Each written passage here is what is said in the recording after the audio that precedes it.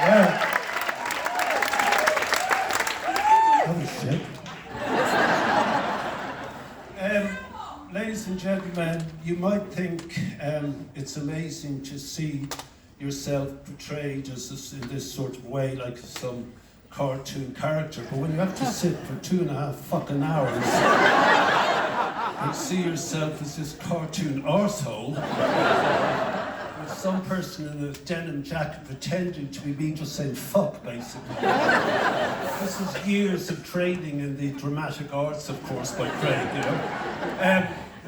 Ladies and gentlemen, can they be better? Can they be better than this?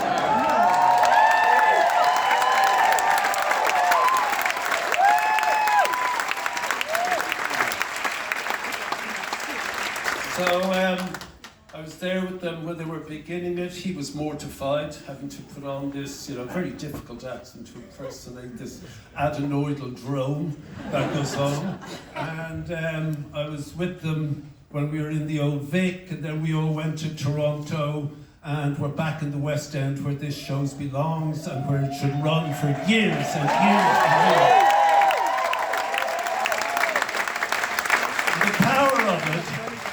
The power of it comes from the actors, and it comes from the insane noise that this band makes. They are one of the greatest.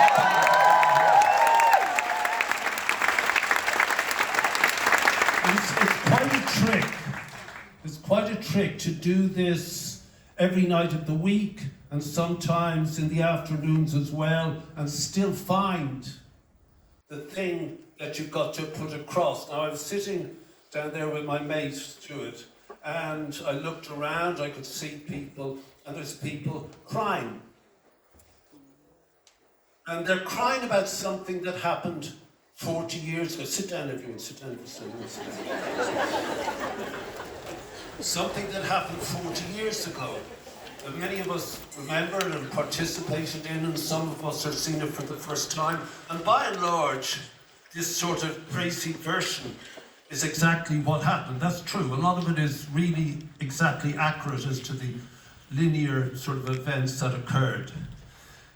But there's an otherness to what happens here every night that differentiates it from any other show in Broadway or the West End. And just like those pop singers 40 years ago and those promoters and all those other people, they get to do their thing, they get to sing their songs around the world as I do still. But they did something other 40 years ago at Wembley Stadium. What they took was what they were able to do, what their ability was, and married it to the person they actually were. And when those two combine, when you can take your talent or your ability and marry it to the actual person you are, then weird shit happens. So this is different, because they're not just simply asked time and time and time again to be these characters who existed or exist. They're asked to simultaneously put themselves and their passion into being these people and try and make you see what it was we were trying to do. The first job is to entertain you, to give you your money's worth. And the second point is maybe you'll think we can do that again. And what I said to John O'Farrell, the writer, and Luke, the director, and Jamie, the producer, and Georgina, when this began, is the only aim that myself and the other 5 guys in Band Aid have is that if there's a kid here, not looking at you people particularly, but I am, if there's somebody here who can take this idea and run with it in some other way that I'm not capable or we're not capable of doing yet, they can only do this.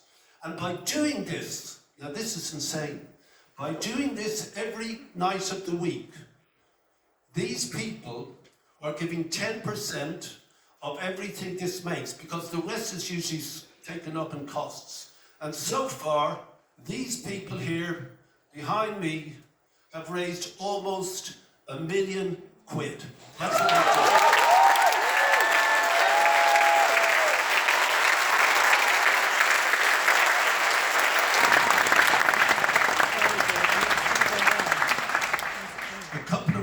ago that prime wanker Elon Musk said something seriously wrong. He said the great weakness of Western civilization is empathy. The great weakness? You ketamine-crazed fool. You sociopathic loser.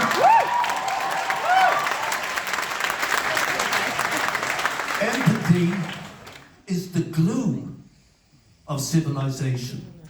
Empathy is the glue of humanity.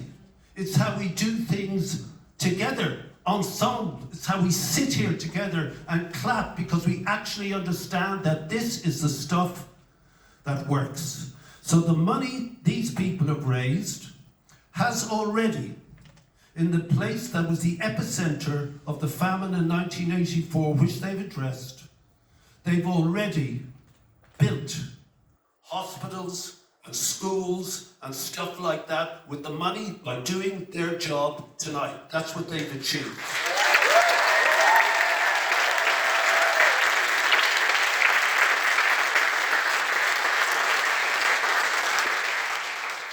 On the 1st of February this year, the strongest nation in the world, the most powerful man on earth, and the richest person ever in the history of the planet decided to declare war on the poorest, the weakest, and the most vulnerable people on the planet. I despise them. The net result of that is that Boston University, and reported in the New York Times, is that since February, because they cut out overnight when USAID websites went dark and fired everyone, since that day, a couple of months ago, 300,000 people have died because of Musk, because of Trump, because of Vance, and Marco Rubio is lying. When they say people have not died, when they say they are sending food to the starving children of Sudan who are being held captive and starved to death, when they say they are helping the gang-raped women who are broken and their panicked children, that's a lie. They are not. So it's down to us lot and you lot to scrape £1 million. And when you have Prime Minister Keir Starmer, to his great shame this afternoon, and Rachel Reeves, times are really tough in this country. We need to get more money. But really? Really?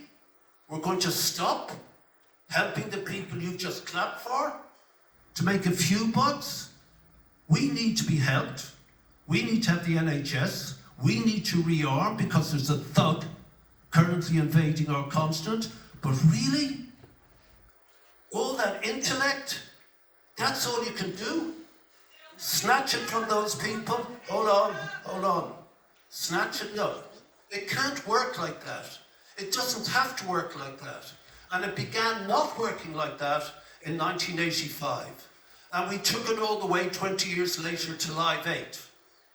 And that really tipped the balance in the favour of those we wanted to help. This is Great Britain. This country can do anything.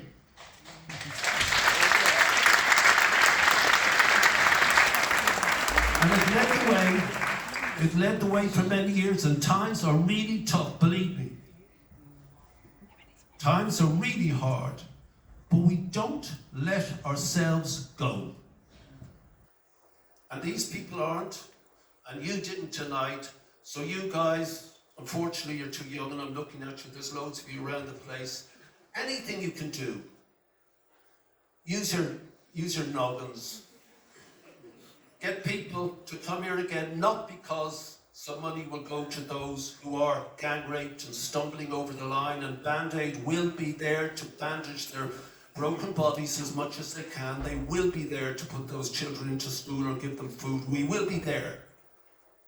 But we need you people to think, to react against these times, and maybe somehow come up with something that makes us honourable, makes us who we are.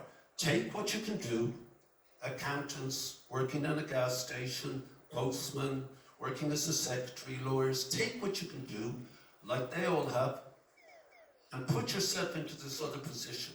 It's a drag, it's a bore, but it works. But mainly, this is the most fun in the West End you're ever going to have. So you tell all your mates to come back and support these people because they're so fucking good, it's insane!